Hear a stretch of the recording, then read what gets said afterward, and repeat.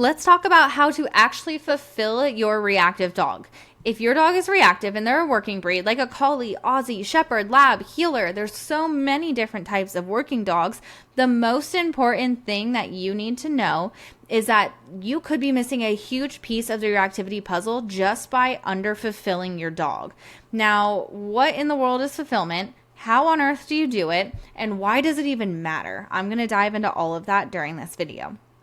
So working dogs were not meant to just sit and relax 23 and a half hours a day and go on a 30-minute walk. Working dogs were born to do a job. If they don't do the things that their instincts are telling them to do and have a productive outlet for it, they're going to come up with it on their own. And if they don't have the opportunity to do that, their nervous systems get thrown out of whack and they get stuck and go figure out how to get these urges and natural instincts out and fulfilled. Reactivity is not just based on disobedience. A lot of the time, it's because our dogs have a lot of unmet needs.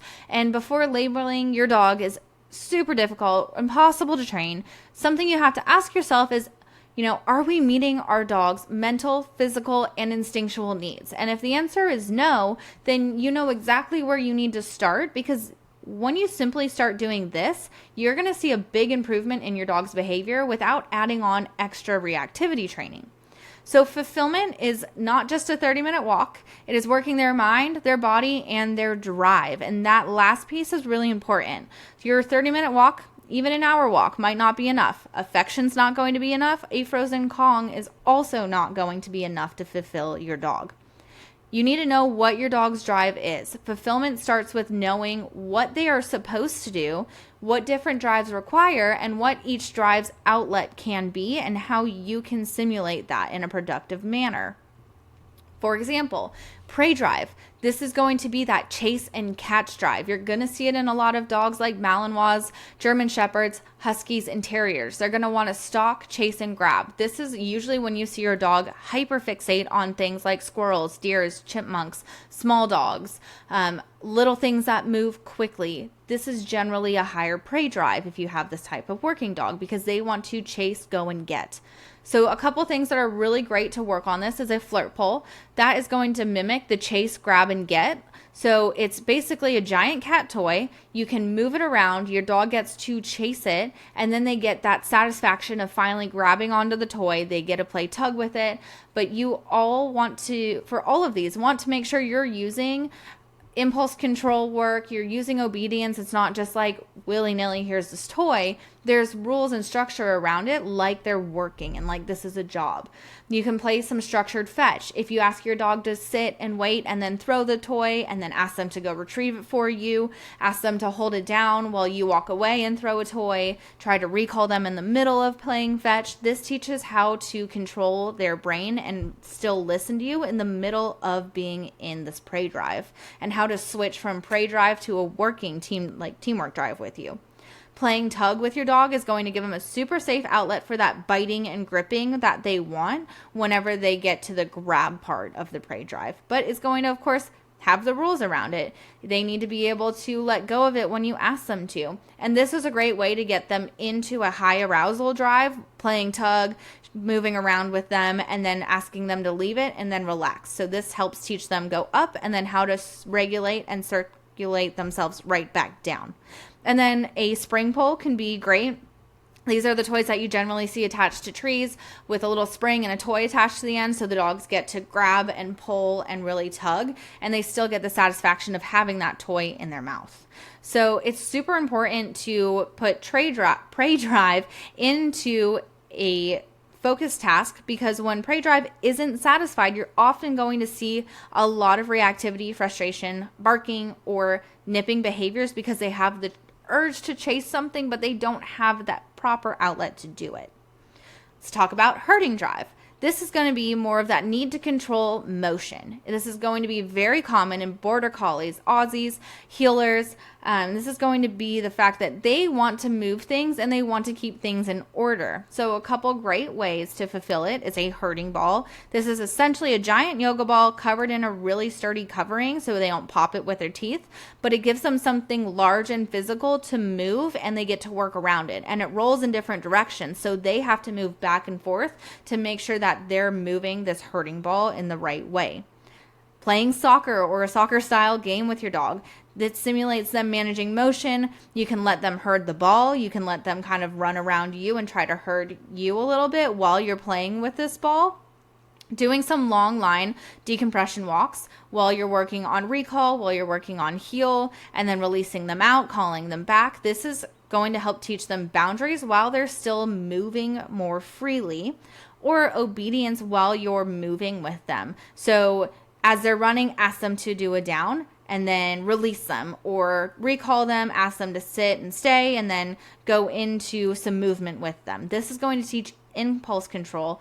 Plus, a lot of the times herding dogs are already programmed to work with people. They want the direction because it's a teamwork thing when you're herding. So you want to be able to give them information while they're doing this activity, and their brain is working hard on what you're saying and what activity they are doing. So without this, herding dogs often will try to herd your kids, other pets. You'll see them lunging at cars or things that move quickly by because they are overstimulated and they don't know how to get this chase and movement herding drive out. So these are a couple really great ways to do it. The next one we're going to dive into is the bite, chew, and shred drive. Some dogs have a intense need to bite, to work their jaws, to chew on something really sturdy, but especially your bully breeds with those super strong jaws, labs, malinois, and retrievers. Here's a couple ways you can fulfill it. If you have a garage full of Amazon boxes like I do, and your dog does not ingest the cardboard, you can always very supervised give them a fun way to destroy this box. Just give it to them and they'll probably start ripping it up immediately, but make sure that you're watching it. Heavy duty chews like bully sticks or raw bones are going to be really great. Make sure you never give your dog a cooked bone because they will splinter. But when they get to work on something really sturdy and strong and it takes them a while to get through, that's going to really help satisfy that chewing drive. Or playing high resistance tug. So you want to let them grip and hold on to something and really be able to pull on it. So the spring toys could also be really great for this too. And without channeling the proper biting, chewing, shredding drive, you're often going to see destructive chewing, mouthing, or even redirecting your biting. So your couch, your drywall, shoes, your clothes, those types of things. Chewing is really calming and it does help these dogs self-regulate. Scent and tracking drive. This is going to be more of that search and solve. Some dogs are just born to use their noses, like your bloodhounds, beagles, labs, hunting dogs, your GSPs. They process the whole world through their nose. So if you're trying to get a structured walk, but this breed of dog that you have is always nose to the ground, like, of course that's happening because they don't have a different outlet. They are born to track, find, and to hunt. So how can you fulfill it? A couple different ways you can do it are like a find it scent game. You can hide food, you can hide toys, kind of like an Easter egg hunt. Start really simple in plain sight. Once they start to get the idea and the hang of it, then you can start making it more difficult and hiding their toys, their food, and their, those types of things around in more difficult places to find. You can play hide and seek with your dog, so you can go hide, or you can have a family member or someone you live with go hide, and the dog has to come find you and seek you out.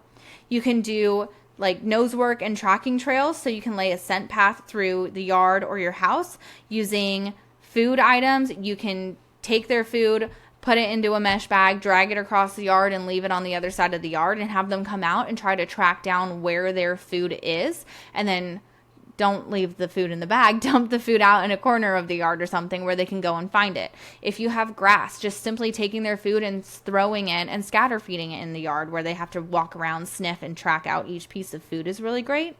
Or you can do puzzle feeding, so turning mealtime into a thinking challenge. This is not just one puzzle toy on the ground and call it a day. This is going to be like something much more complex. It's going to be repetitive. It's going to be something that they're doing for a while, not just a 5-minute puzzle feeder. So this matters because sniffing is going to exhaust their brain. This is how they're working. It is so much information coming through their nose and being processed through their brain at one time. It's going to really help them feel nice and fulfilled and be able to be calm. So when you have a dog that wants to do all of this sniffing, you can get it out this way. So when you go on to do a structured walk or a structured training session, their brain isn't actively trying to fulfill it on their own. Then you have dogs that have pack drive or task drive. These are dogs that love to have a job and love to work with people. They want structure, they want purpose, they want to be useful. You're going to see this a lot in labs, Dobermans, German Shepherds, Great Pyrenees, Bernese Mountain Dogs. These are dogs that want direction and want a job. So a great way to do this is a backpack walk. So adding some light weight into a hiking backpack for your dog. Make sure it fits right and make sure you don't overdo it with the weight right away. But just adding a little extra resistance is going to give them the feeling of doing a task or a job. You can teach them how to do tasks like carrying their own leash, picking up dropped items for you, picking up your remote. You've seen, I'm sure, videos of golden retrievers carrying in newspapers or carrying a bag of groceries. Something like that is going to be really great for them. Obedience routines, let them work through a sequence of behaviors in order to get them something. So before mealtime, have them run through some tricks you've worked on or some obedience behaviors before you get them to do it, or before you give them their food. And then task-based behaviors. You can have so much fun with this one. This is where you can see the dogs like with a toy attached to a fridge, and the owners have taught them how to open the fridge door with it, how to close the door, how to push it shut with their nose, how to open a door inside of the house, how to put laundry into a laundry basket, pull it out of a dryer. There's so many creative things you can do for task-based behaviors, and that is going to really help your dog feel like they are completing a task. So these dogs will often be like anxious or pushy or really pacing at home if they don't know what to do and they don't have that direction. So when you match your dog's outlet to your instinct, your dog is going to become much more regulated, calm, and focused. Fulfillment is not just a random thing, it is very intentional. If you have a dog that wants to bite and chew and you're trying to fulfill them with a herding ball, that is not at all the same thing. They're going to get enrichment, but it's not going to fulfill that drive and need they have in a productive outlet and a manner. So knowing what your dog needs is really, really important.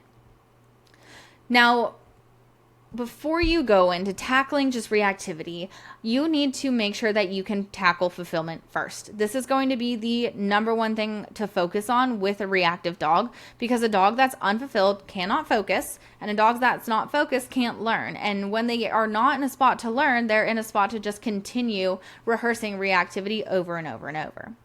So when you go to work with your dog, think about movement with a mission.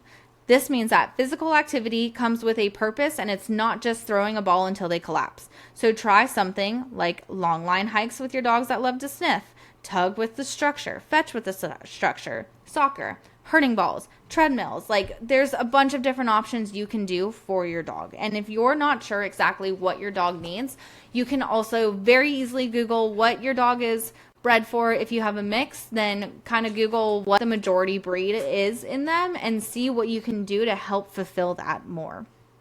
So I want you to go out and focus on really fulfilling your dog this week. I'm going to give you a challenge for the next 10 days to focus on fulfilling your dog every single day and watch how much their behavior improves without having to do a ton of structured training sessions with it.